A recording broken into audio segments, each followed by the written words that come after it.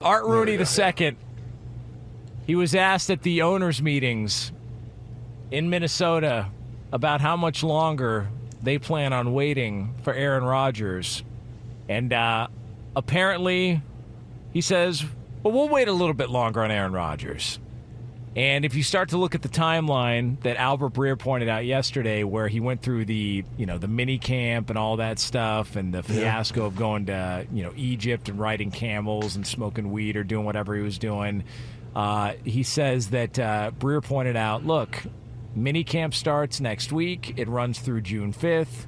Maybe he wants to avoid all that. So it does appear like if we're going to get some actual news on Rodgers, the waiting a little bit longer would tend to line up with maybe him not being a part of that stuff, just so he doesn't have to deal with the blowback like he dealt with last year.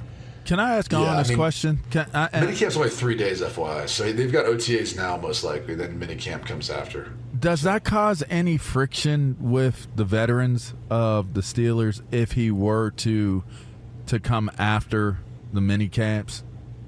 I bet some of those guys already know. Like they're already aware of when he's coming. Yeah. That would be the wisest approach to it, right? Yeah. Okay, I could see that. All right. That's my guess. I would tend to agree with you on that. I would tend to agree that he's reached out to guys like Cam. Well, Coach Tomlin or somebody, the GM, somebody spoke to the vets. Yeah. Which, by the way, the general media, or the general public, I should say, is interesting after our conversation about Brian Schottenheimer and moving the lockers. They clearly don't understand what the value of a veteran is. Clearly no understanding whatsoever. Why is that? Very little. Well, just based upon the responses. I go through social media. I be making time at times. Yeah, I make time to go read. He makes time. I make time for it. But they clearly don't understand the value of the veteran presence and leadership of a locker room and of a team. I don't know how it works in the real world in terms of because there was a lot of because we did you brought up cubicle, which made it okay for cubicle warriors to jump into the conversation. But hey, they're people too. The way it sounds, yeah, but they're not veterans in an NFL locker room, and it's clear that they don't get it.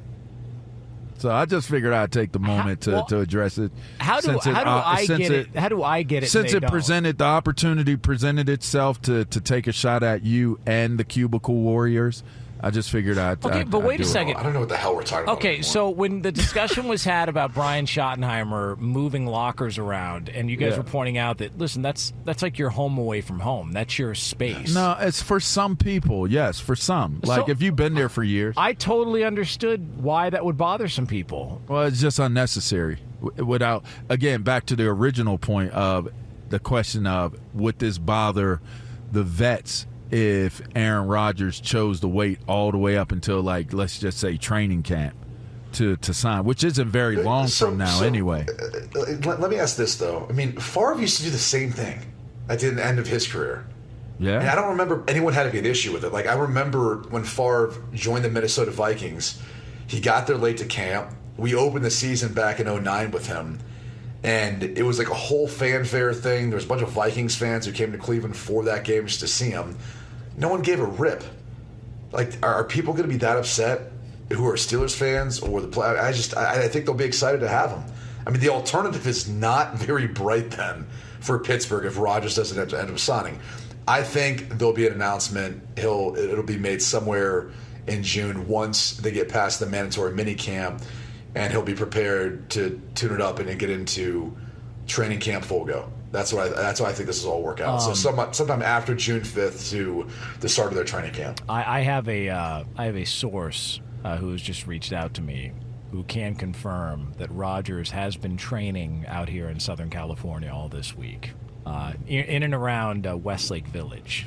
I feel like the comparison with Favre is I mean, if the coverage, the amount of first of all, the negativity of social media for one. But then the oversaturation of coverage of one thing in particular at times would be the difference. I think with Favre, that he had the benefit of it not being being such a overly covered deal. It was as overly covered as it could be with that form of media back then. But the way things are now and how quickly information travels now and the way people put things out now, it's way more intensified on the scrutiny. It's way more intensified on the criticisms. It's just so much more now. Well, and I think Aaron Rodgers is more polarizing. I don't think Brett Favre, and you guys can correct me if I'm wrong, I mean, he was very beloved. You know, people, they resonated with him. They loved him.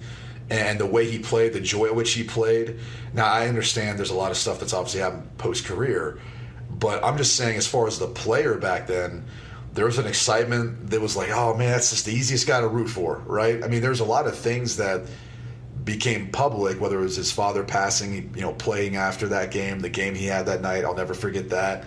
There was a lot of things where I think people tended to kind of cling to him, just had this love for him and the way in which he played. So I think it was a little different too. Like, they were giving him the benefit of the doubt. I don't know that a lot of people give Aaron Rodgers as much of a benefit of the doubt, especially depending on some of the past stuff he's said and done and how people feel about it. Even when Favre had his issue with pills, where he had to go to rehab, like during his career, he like nothing but support, encouragement.